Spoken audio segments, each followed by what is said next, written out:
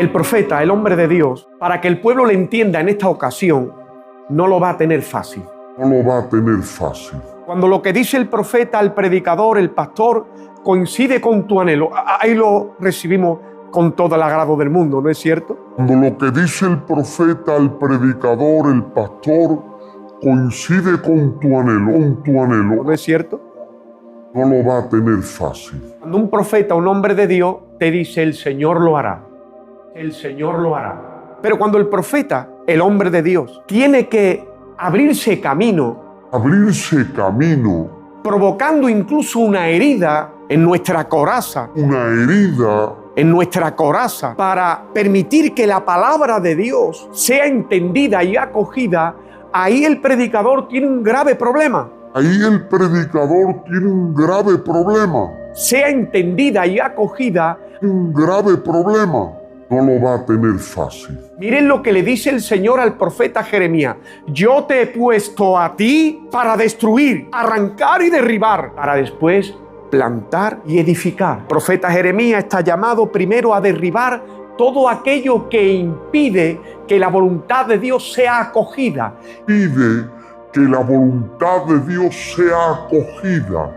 ¿Y qué impide que la voluntad de Dios sea acogida? Nuestra forma de ver las cosas, nuestra manera de medir, nuestras estructuras interiores, nuestros resortes, nuestros miedos. Hay muchas cosas que estorban el trato con Dios. Nuestra forma de ver las cosas, nuestra manera de medir, nuestras estructuras interiores, nuestros resortes. Hay muchas cosas que estorban el trato con Dios. No lo va a tener fácil. ¿Alguna vez has querido ayudarle a alguien desde una conversación haciéndole entender la realidad y en vez de ser acogido o acogida, te has encontrado con una reacción violenta? ¿No creéis vosotros que Dios no se encuentra con ese problema con cada uno de nosotros? Sí. Todo esto que he dicho como preámbulo es para decir lo que el profeta en esta ocasión tiene un problema para ser acogido.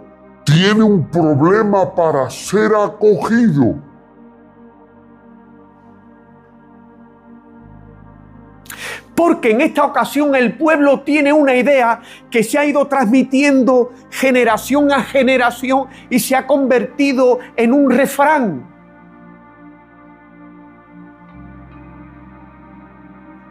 ¿Y el refrán cuál es, pastor? El refrán es antiguo y el refrán decía algo así. Los padres comieron las uvas y a los hijos le dieron la dentera. Eso se ha ido transmitiendo. ¿Y eso qué significa, pastor? Eso significaba que ellos pensaban que todas las desgracias que habían vivido y experimentaban no era responsabilidad suya. Era por culpa de su padre. Y entonces ellos eran inocentes que están aquí sufriendo una circunstancia con Dios por culpa de que sus padres no lo hicieron bien.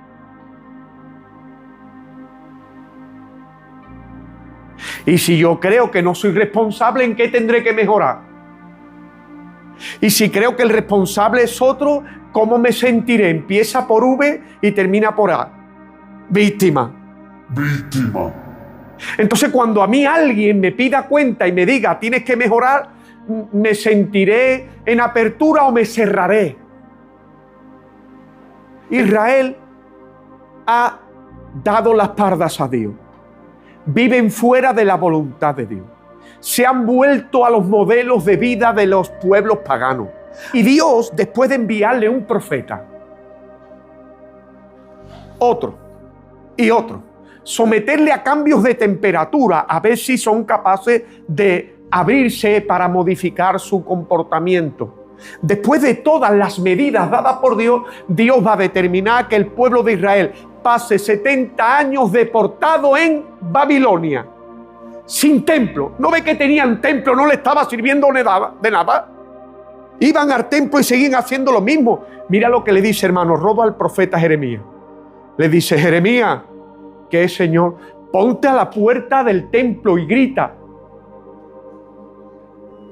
¿Y qué grito? ¿A su nombre y a la gloria? Grito un aplauso para el Señor. grito qué bueno, dice, no, tú ponte a la puerta del templo. Y conforme vayan entrando, tú vas diciendo, templo de Jehová, vosotros confiáis en palabra de mentira. Cogieron a Jeremías y le metieron una paliza. Quiero decir con esto que tenían templo. ¿Y de qué les estaba sirviendo? Si tienen un templo y van a la liturgia, el templo es encuentro con Dios. Pues no podían ir al templo, cantar los cánticos, escuchar la liturgia, ofrecer ofrenda, ofrecer sacrificio, e irse para su casa y seguir siendo los mismos. Tenían sacerdotes y el sacerdote era la persona llamada a ministrar al pueblo, a ordenar al pueblo, a traerle la dirección al pueblo. Pero el sacerdote se ha corrompido y consentía a todos los que entraban al pueblo, vivía a su manera. Ellos con mantener su prestigio, mantener su honor y su cargo, pues ya era suficiente. Ni le servía el templo, ni le servía el sacerdocio. Pero ahora Dios empieza a permitir circunstancias en sus vidas. Una persona le toca vivir ciertas circunstancias y el movimiento más oportuno, si ha sido criado en la fe, será buscar a Dios o no. O no buscaban a Dios. Por lo tanto, ni templo, ni sacerdocio, ni circunstancia. Nada de lo que Dios hacía con ellos podía tener eficacia. Por lo tanto, el Dios de los recursos, al que nadie puede frustrar, el que nunca se queda diciendo, ¿y ahora qué hago? ¿Y ahora qué hago? ¿Y ahora qué hago?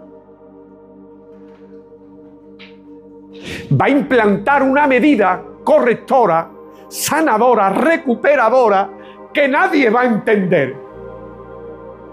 Pero Dios es como Él, no es como nosotros. Él obra, implanta la medida, le entendamos o no lo entendamos a priori, pero Él sabe que a la larga le vamos a entender. Y lo importante no es tanto que se le entienda inmediatamente, sino que la enfermedad sea sanada.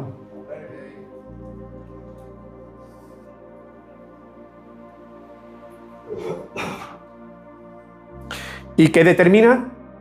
70 años deportado en Babilonia.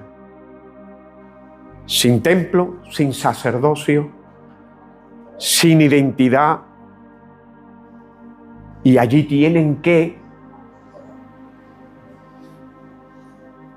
restablecer su relación con Dios, ahora sin templo, ahora sin sacerdocio. Y estando 70 años lejos, interrumpido, estorbado el proyecto de Dios para con ellos, allí empiezan a echar de menos aquello que tenían cuando vivían para Dios. ¿Se me está entendiendo, pueblo de Dios? Y empieza a ver en ellos la mella de ¡ay! ¿Cómo pudimos despreciar tener un templo?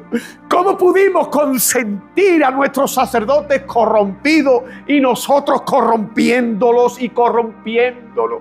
¡Ay, si volviéramos al lugar donde Dios nos sacó! Te ama tanto el Señor que no se va a despojar de ti aunque tú caigas en tus peores errores.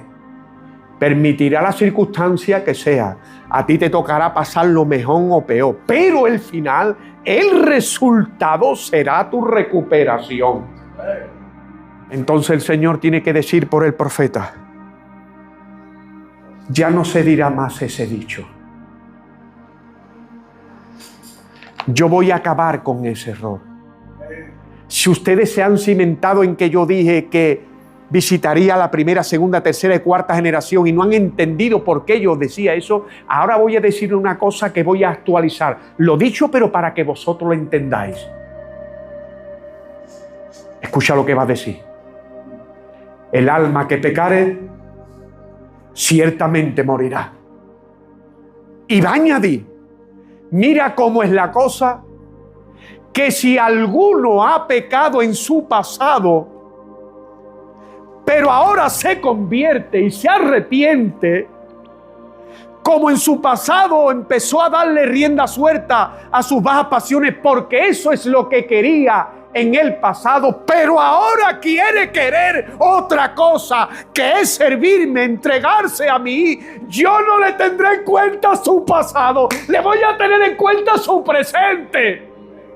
Te has podido equivocar, has podido cometer los errores más grandes de tu vida, te has podido dar a la tarea de fallarle al Señor, incluso voluntariamente, pero no importa si tú hoy lo que quieres es amarle, vivir para Él y entregarle tu corazón. Eso es lo que va a tener en cuenta el Señor, porque quiere tener en cuenta tu presente, porque en el presente estás queriéndole a Él.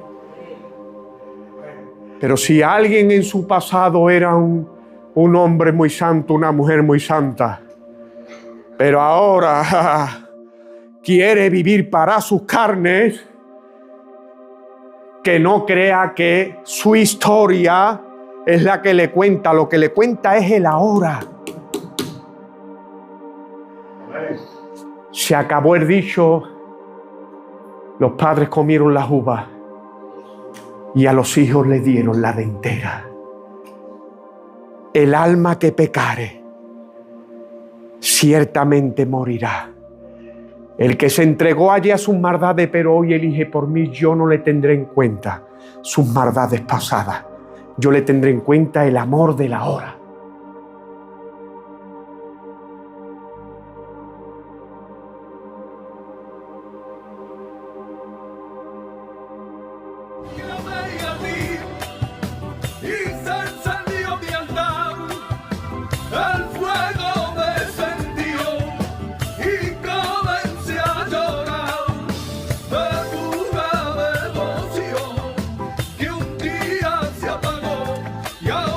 Suscríbete a mi canal, dale like a la campanita.